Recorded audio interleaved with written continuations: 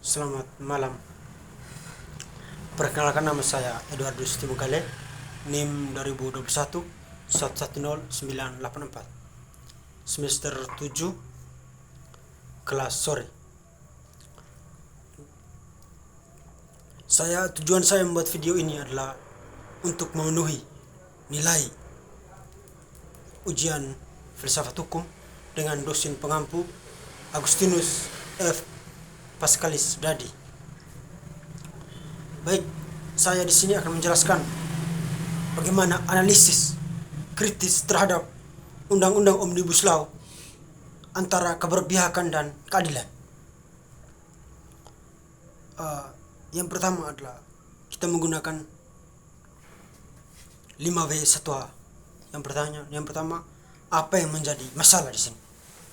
Undang-Undang Omnibus Law seperti Undang-Undang Cipta Kerja mengatur banyak sektor sekaligus yang bertujuan untuk memperhatikan regulasi.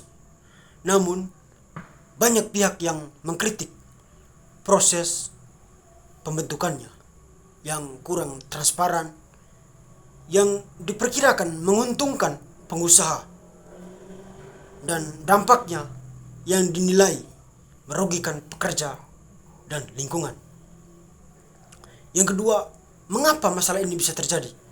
Mengapa orang bisa demo dengan adanya Undang-Undang Omnibus Law? Yaitu adalah prosesnya. Pembahasan undang-undang dianggap terlalu cepat tanpa cukup melibatkan masyarakat sipil atau pakar yang relevan.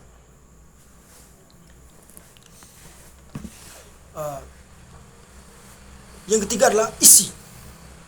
Pasal-pasal yang dirancang cenderung berpihak pada investasi dengan mengurangi hak-hak pekerja, seperti penghapusan upah minimum regional dan kemudahan PHK. Dampak regulasi ini diukur mengabaikan aspek lingkungan dan keadilan sosial demi mencapai pertumbuhan ekonomi. Yang pertanyaan kedua adalah siapa yang terkena dampak? Di sini adalah dampak positifnya.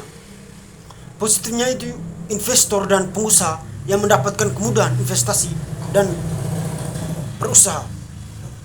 Dampak negatif adalah pekerja yang mengalami pengurangan hak, masyarakat adat yang terancam kehilangan tanah, serta lingkungan yang berpotensi rusak.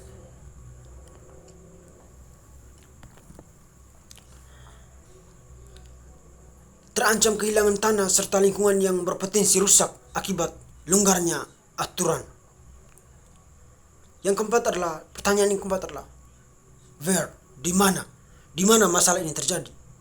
Masalah ini terjadi di berbagai sektor ekonomi dan lingkungan di seluruh Indonesia, seperti sektor ketenagakerjaan, pertanahan, dan perlindungan lingkungan. Yang kelima adalah kapan masalah ini terjadi? Masalah ini mulai muncul sejak pembahasan Undang-Undang Omnibus Law pada tahun 2020 hingga pengesahannya dan implementasi peraturannya. Gerombolan protes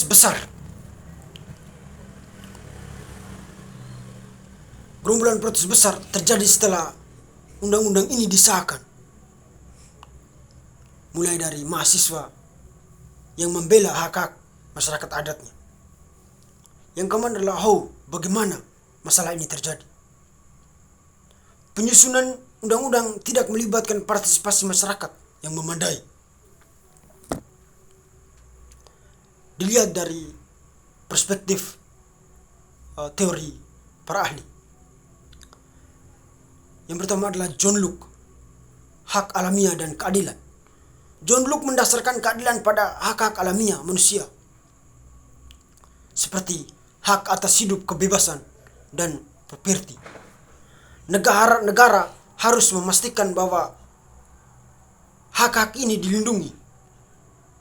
Keadilan, perlindungan yang terhadap hak individu yang tidak dapat dicabut.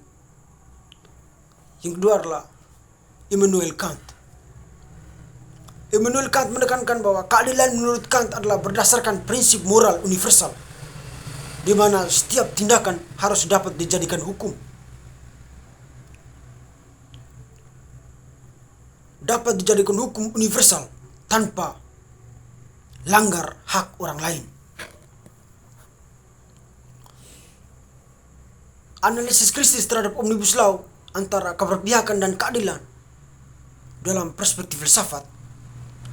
Satu adalah keberpihakan dalam Omnibus Law. Omnibus Law dianggap sebagai produk legislasi yang mengutamakan efisiensi, ekonomi, dan mempermudah investasi. Namun, keberpihakan ini cenderung memunculkan pertanyaan etis, terutama terkait hak-hak buruh. Banyak pihak yang menilai Undang-Undang Cipta Kerja mengurangi perlindungan terhadap pekerja, seperti dalam hal upah minimum.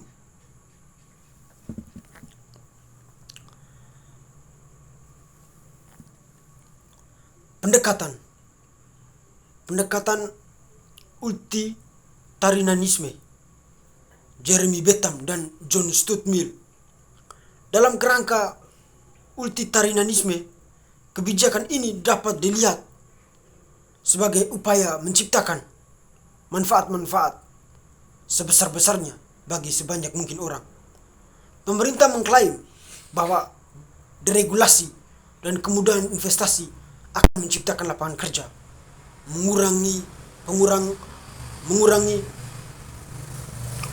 pengurangan dan meningkatkan kesejahteraan masyarakat.